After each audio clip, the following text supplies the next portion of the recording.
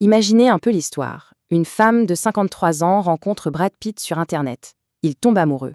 Il a quelques soucis d'argent, elle veut l'aider. Ça a l'air complètement fou, non? Et pourtant, cette histoire est bien réelle. Et elle nous en dit long sur une vulnérabilité qu'on partage absolument tous. Alors, allons-y, plongeons dans cette histoire, celle d'Anne, 53 ans, qui était persuadée de vivre une idylle, avec une star de cinéma. Le truc, c'est qu'Anne, elle y croyait dur comme fer. Elle recevait des photos qu'elle pensait être personnelles, exclusives. Elle a même dit, je cite, « Ce sont des photos qu'il a faites lui-même pour moi ». C'est là que le piège se met en place, pièce par pièce. Une réalité alternative commence à se construire. Et le coût de cette histoire d'amour? En à peine 18 mois, Anne a fini par envoyer 830 000 euros. Un chiffre qui donne le vertige et qui fait basculer l'histoire du côté de la tragédie. Et là, on est bien obligé de se poser la question, mais comment est-ce possible? Eh bien, pour comprendre, il faut voir que l'histoire d'Anne n'est pas juste une anecdote malheureuse. C'est en fait la partie visible d'un iceberg, celui d'une véritable industrie du crime organisé à l'échelle mondiale. Et là, attention, accrochez-vous bien. Pour vous donner une idée de l'échelle, certains experts estiment aujourd'hui que les arnaques en ligne génèrent autant d'argent que le trafic de drogue mondial. On parle de 500 milliards de dollars par an. On est très très loin de l'image de l'arnaqueur amateur dans son cybercafé. C'est une industrie qui a ses propres outils, ses propres process, des kits de phishing qui se vendent pour une bouchée de pain sur Telegram, des centres de formation bien réels qui proposent des arnaques clés en main, des lexiques pour parler le même langage et même des chansons de motivation. Oui, oui, vous avez bien entendu, c'est tout un écosystème. Et l'ambition de ces réseaux est parfois hallucinante. Il y a cette histoire, aux Philippines, d'une femme élue maire qui a utilisé son pouvoir pour construire un centre d'arnaque qui est devenu plus grand que la ville qu'elle était censée administrer. C'est juste dingue. Bon, on a vu l'échelle industrielle du truc. Mais le cœur du réacteur, le vrai secret, comment ça marche?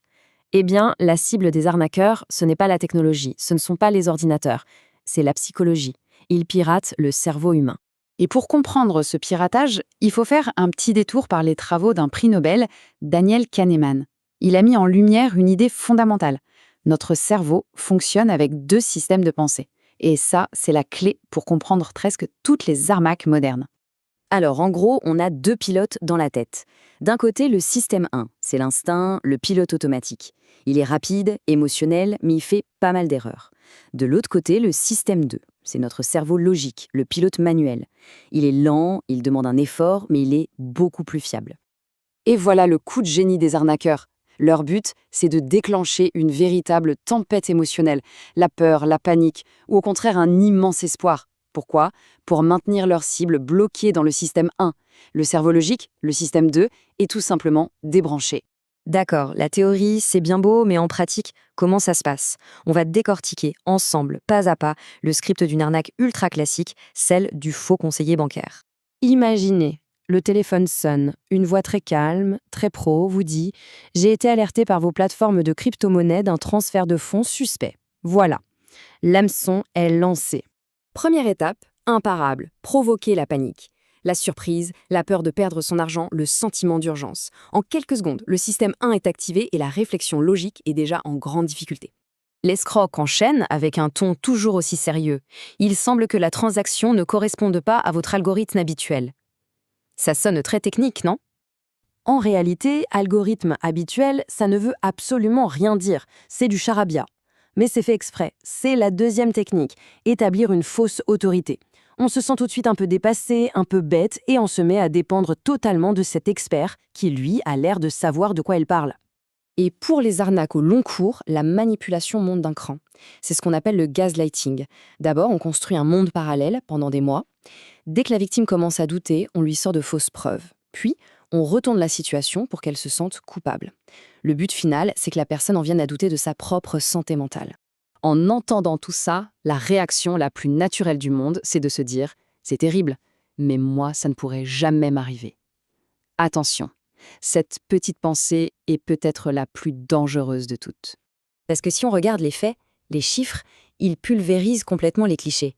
On voit ici que 31% des victimes ont un master ou un doctorat, 32% ont une licence. L'idée que ça n'arrive qu'aux gens crédules ou mal informés, c'est donc complètement faux.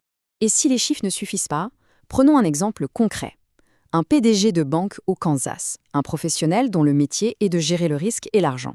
Eh bien, cette personne a transféré 47 millions de dollars, l'argent de sa banque, à des escrocs dans une arnaque sentimentale. Personne n'est à l'abri. Mais alors, pourquoi on a tant tendance à juger les victimes? Ça vient d'un autre bug de notre cerveau, l'hypothèse du monde juste. C'est cette petite croyance bien pratique que, dans la vie, les gens ont ce qu'ils méritent. Du coup, on se dit, s'il lui est arrivé ça, c'est qu'il y a une raison. Ça nous rassure, mais ça nous donne un faux sentiment de sécurité. Et au final, ça nous rend encore plus vulnérables. Tout ce qu'on vient de voir, c'est le monde d'aujourd'hui, et c'est déjà inquiétant. Mais la menace est en train de muter et de devenir potentiellement bien plus redoutable. Jusqu'ici, les arnaques restaient d'une certaine manière artisanales. Il fallait des humains derrière. Mais avec l'intelligence artificielle, on entre dans une autre dimension. Imaginez des systèmes capables de créer des arnaques sur mesure, parfaitement personnalisées pour des millions de personnes, en même temps. Et ça nous amène à la question finale, celle qui fait un peu froid dans le dos. Une intelligence artificielle qui apprend chaque jour nos peurs, nos désirs, nos faiblesses.